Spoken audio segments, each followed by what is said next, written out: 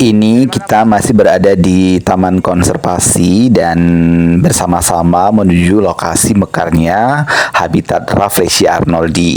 Di sini kita tidak sendirian, beramai-ramai, ada juga pengunjung-pengunjung yang lain yang ingin melihat mekarnya Rafflesia arnoldi. Dan kita ditemani dari pengelola Taman Konservasi yaitu Bapak Holidin. Dan ini kita bersiap-siap memasuki hutan lindung Bukit Daun Register 5. Momen yang demikian boleh dikatakan momen yang beruntung karena kita bisa melihat langsung Rafflesia arnoldi yang sedang mekar, juga Amorphophallus titanum mekar pada waktu yang bersamaan. Meskipun tempatnya itu berbeda, namun tidak begitu jauh, hanya beberapa meter saja.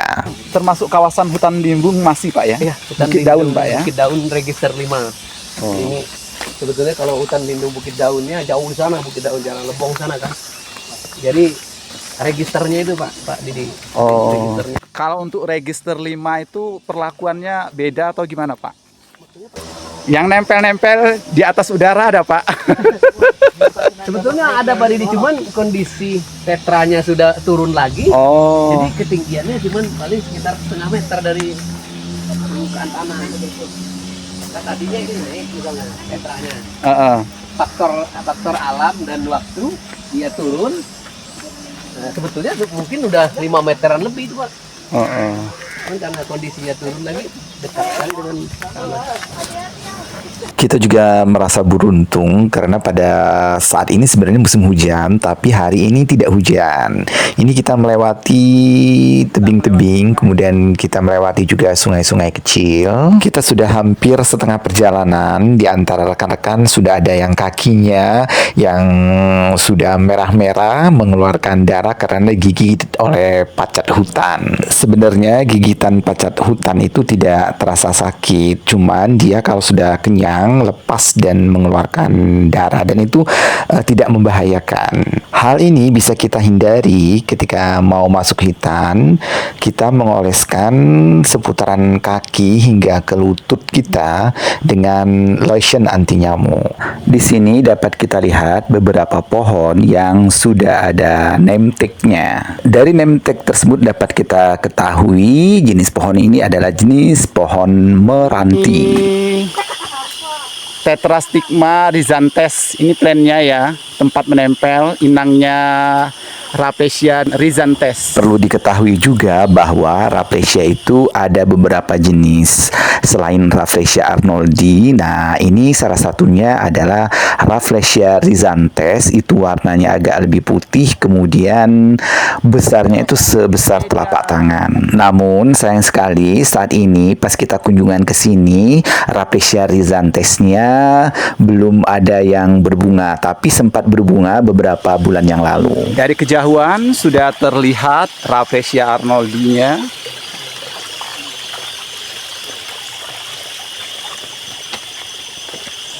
Dan saatnya ditunggu-tunggu, kita sudah sampai di habitatnya Rafflesia, dan langsung saja kita lihat Rafflesia yang sedang mekar. Buka ini kan 50 meter di sini udah kebun kopi semua Pak. Ini juga ya Pak? Awas Pak.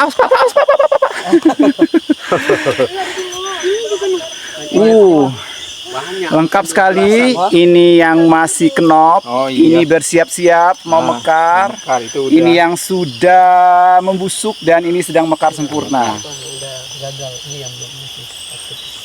Ini gagal. Ini yang nemuin zaman dulu tuh. Sudah berapa kali Pak lihat Rafflesia arnoldi? Baru kali ini. Saya buka ini dari 2008 Pak. Sebenarnya tahun 86 saya udah tahu, tapi kita punya rasa takut untuk membuka ini kan, untuk mengenalkan ke apa namanya, umum rakyat masyarakat. Ya, kita takut tersandung hukum. Padahal niat kita bukan ingin merusak, ingin belajar di alam. Di sini. Kamu nemu pacet, Nek? Iya, dia ini Pak. Itu yang punya bunga itu ini Pak. Yang Atau semacam bijinya jatuh gitu. enggak. Itu pacat. Pacet. Udah gigit itu ya. Sakit. Biarin aja. Udah lepas dulu. Sini saya lepas. Pak. Tuh, biar bapak ya. Nanti berdarah dia kalau nggak ini. Kalau gigit. Lancat giginya. Mbak, dia sakit, Mbak. Ini Kak. Enggak sakit. Enggak. Buah lagi.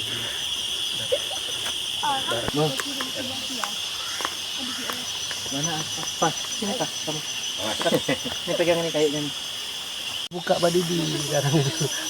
Kondisi hutan. Iya.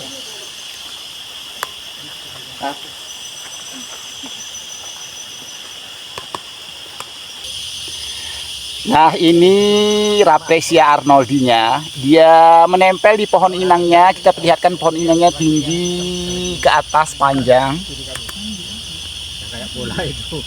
Dan itu dia yang namanya inangnya Rafflesia atau tetrastigma atau juga sejenis anggur-angguran hutan. Dan di sini banyak untuk yang sebesar kepalan tangan orang dewasa, ada yang menempel tadi ini.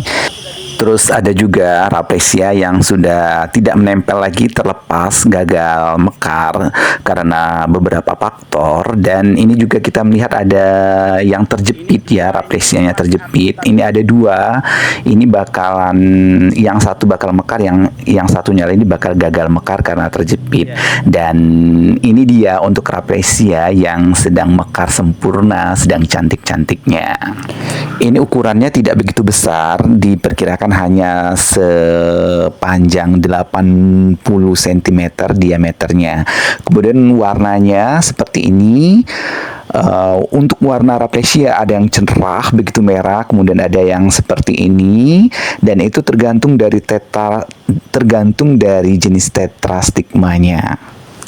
Pernah melihat mungkin dalam postingan Didi Paza beberapa bulan yang lalu, Rafflesianya begitu merah gitu ya, dan itu ternyata tetrastigmanya jenis dari daun merah, berbeda dengan yang ini. Nah, di sini kita ramai-ramai, tapi ramai-ramainya itu di hutan. Kemudian kita juga harus bergiliran untuk berfoto, untuk mengambil video di objek-objek, di spot-spot masing-masing gitu ya, untuk mengantri. Di sini juga ada yang konten kreator juga, kemudian ada yang mendapatkan tugas dari sekolahan, dari bapak ibu gurunya, kemudian ada yang menyimpan foto atau video untuk koleksi pribadi gitu ya. Jadi di sini ramai pokoknya untuk mengabadikan momen mekarnya atau momen di mana kita berada di habitat Rafflesia di hutan lindung Bukit Daun di Register 5 untuk wilayah Desa Tebet Monok, Kabupaten Kepayang, Provinsi Bengkulu.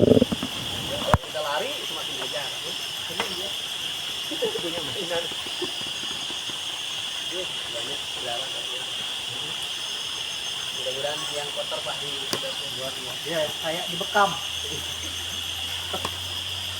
Keluar darah terapi ya. Kan ada pajak daun, ada pajak teman sama. Ya, Baik sahabat Didi Paza, karena hari juga sudah sore dan sudah dipastikan semua para pengunjung, semua yang sudah dipastikan oleh Bapak Holidin, untuk semuanya silakan ambil sepuasnya karena kita mau pulang kembali keluar dari hutan. Saatnya kita sampai di bibir hutan di pinggir jalan raya yang menghubungkan Provinsi Sumatera Selatan dan Bengkulu. Baik sahabat Didi Paza semuanya, terima kasih sudah menonton. Sampai jumpa di episode selanjutnya. Channel Didi Paza, channel hijau tentang tanaman dan penghijauan, karena tanaman penuh dengan inspirasi.